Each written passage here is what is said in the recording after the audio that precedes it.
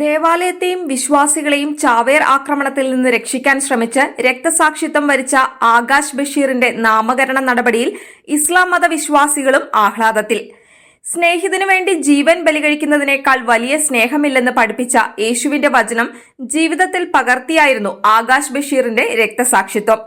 20-ാം വയസ്സിൽ രക്തസാക്ഷിയായ ആകാശിനെ പാകിസ്ഥാനിലെ മുസ്ലിങ്ങളും നന്ദിയോടെ ഓർക്കുകയാണെന്ന് നാമകരണ നടപടികളുടെ പോസ്റ്റ്ലേറ്റർ ജനറൽ പിയർലൂജി കാമറൂണി പറഞ്ഞു. മറ്റുള്ളവരുടെ ജീവന് വേണ്ടി ആകാശ് തന്റെ ജീവൻ അർപ്പിച്ചുവെന്നും ഇത് പാകിസ്ഥാനിലെ കത്തോലിക്ക ആംഗ്ലിക്കൻ സമൂഹത്തെയും മുസ്ലിം സമുദായത്തെയും ഏറെ സ്വാധീനിച്ചിട്ടുണ്ടെന്നും അദ്ദേഹം ചൂണ്ടിക്കാട്ടി. ഇസ്ലാം മതസ്ഥരായ പലർക്കും ആകാശിന്റെ വിശ്വാസ സാക്ഷ്യത്തോട് ആരാധനയുണ്ട്. ഇത് അനുരഞ്ജനത്തിന്റെ വിത്താണെന്ന് താൻ വിശ്വസിക്കുകയാണെന്നും അദ്ദേഹം പറഞ്ഞു.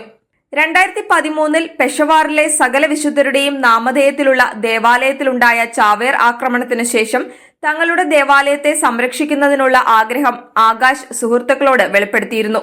2014-ലാണ് ദേവാലയത്തിന്റെ സംരക്ഷണ ചുമതലയുള്ള സന്നദ്ധ സേവകർക്കൊപ്പം ആകാശും ചേർന്നത്.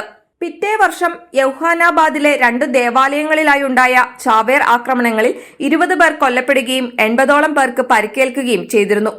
ചാവേറുകൾ ദേവാലയത്തിൽ പ്രവേശിക്കുവാൻ ശ്രമിച്ചപ്പോൾ പ്രവേശന കവാടത്തിൽ നിന്നിരുന്ന ആകാശ് അവരെ തടയുന്നതിനിടയിലാണ് കൊല്ലപ്പെടുന്നത്. ഞാൻ മരിക്കും, പക്ഷേ ഞാൻ നിങ്ങളെ ദേവാലയത്തിൽ പ്രവേശിക്കുവാൻ സമ്മതിക്കുകയില്ല എന്നതായിരുന്നു ആകാശിന്റെ അവസാന വാക്കുകൾ. ആകാശ് ബഷീറും മറ്റ് 2 പേരും പള്ളിക്ക് പുറത്തും 1000-ലധികം വിശ്വാസികൾ പള്ളിക്കകത്തും തിങ്ങി നിറഞ്ഞിരുന്നു.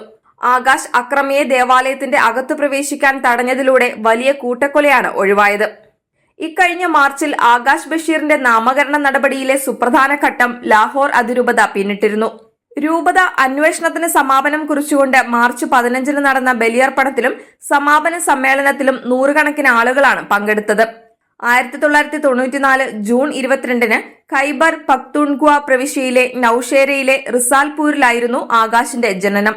2008-ലാണ് ആകാശിന്റെ കുടുംബം യൗഹാനാബാദിൽ താമസമാക്കുന്നത്.